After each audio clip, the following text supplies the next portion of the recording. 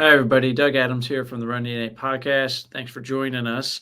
Today, we're going to go over something that every runner should ask themselves.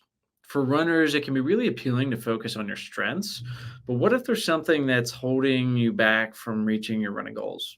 In this episode, I'm going to talk about a novel way to figure out what your top priority should be for getting the results that you want and deserve. Early in my career, I did a lot of triathlon coaching, and I still do some running coaching now to keep me sharp and keep me relevant. I had a reputation with triathlon training that all of my clients set PRs, but all of them were surprised because they felt that their training was way less than they typically do. I initially thought that the reason I was successful was because my background in PT and strength and endurance training. But later in my career, I took a bigger view and realized that one question that I was asking my clients when I first started working with them was the real reason that I was helping these athletes set PR. Today, I'm going to share that question and how you can ask yourself or your clients the same thing. So, before I share the question, there's an important concept that I want to convey. Most of us are professionals in things besides our sport, and even the professionals can't do everything you're supposed to do. This is why I often preach the importance of minimum effective dosage. What is the least amount of training that I can do to get my desired results? Doing more than the minimum only puts us at risk for injury. That challenge is then knowing what the minimum amount is. So, a big concept behind this minimum effective dosage is the reason we do any exercise. Think to yourself for a second, why does exercise make us better, faster, or stronger? If you're not sure of the answer right away, let me ask it a different way. Do you get faster during a run or between runs? Most people understand how exercise works, but they don't always practice the concept that the whole point of exercising is to recover to be better than when you started. So the answer to that question is you get better between runs, not during runs. Without the recovery, the exercise may not have been worth the time. Hence why we say minimal effective dosage is key. All right, now back to the question. Minimum effective dosage can be tough to get people to buy into because they get what I call runner's world syndrome.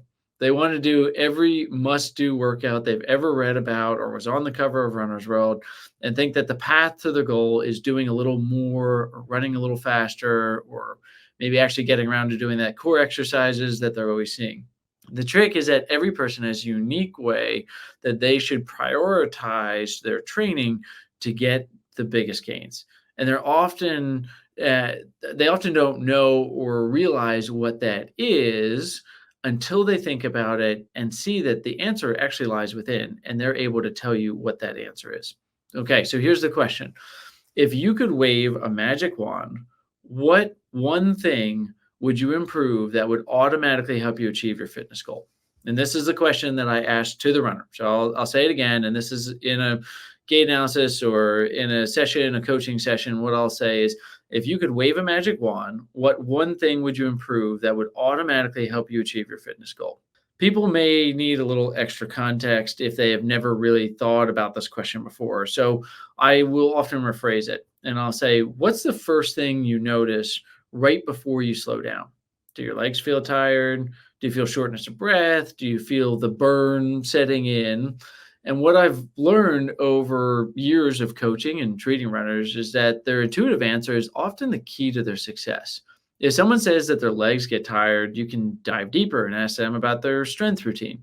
That person may not be doing any strength, or their strength may be high rep and low weight that offers little value for runners. If they say that their lungs feel heavy and they're out of breath, that may indicate that someone with that person is someone with low volume training or someone that's not focusing enough on aerobic development. In this case, you may want to emphasize zone two training for this person and cut back on some of their speed work. The magic question is a great starting place, but don't stop there. We should trust the response, but also verify that this is actually what's going on. And you, as the coach, also should relate if this is a weakness that relates to the type of event that they're looking to achieve here. Ask them about their training, check out their training logs. Then, when you're designing the program here for the athlete that you're working with, you're going to want to emphasize that key aspect of their fitness that offers them the most opportunity to make large gains. We go a lot more into detail about how to do this and even dive into the physiology of performance in our endurance running coaching course. But I wanted to get this short podcast episode out there to help runners and the coaches to start to think about training differently. Maybe less is more. Maybe doing the right type of training or the focus type of training for that individual is more. And maybe your PR is going to come from working smarter instead of harder. And I'm also willing to admit maybe just changing up the typical training program and getting the athlete to buy in on it is really what matters. No matter what the real reason is, doing this works. And the magic question is something that you should really ask yourself. So, just one more time, I'll repeat the question. If you could wave a magic wand, what one thing would you improve that would automatically help you achieve your fitness goals? If you can get that response, if you're a coach working with an athlete, if you're an athlete doing your own coaching there, understanding the real answer behind this and being honest with yourself.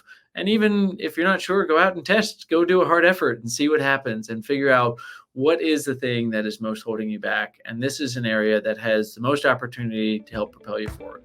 So thanks for listening and happy running. Like what you hear? Leave a review of the show wherever you listen, and don't forget to subscribe so you never miss an episode. Run DNA helps runners and running specialists through education and technology to identify each runner's unique injury profile to avoid setbacks and maximize results. The Run DNA podcast is produced by Ace Running LLC. The Run DNA podcast is intended for educational purposes only. No clinical decision-making should be based solely on one source. While care is taken to ensure accuracy, factual errors can occur. Always seek the guidance of qualified medical professionals before making healthcare decisions. Find us online at rundna.com.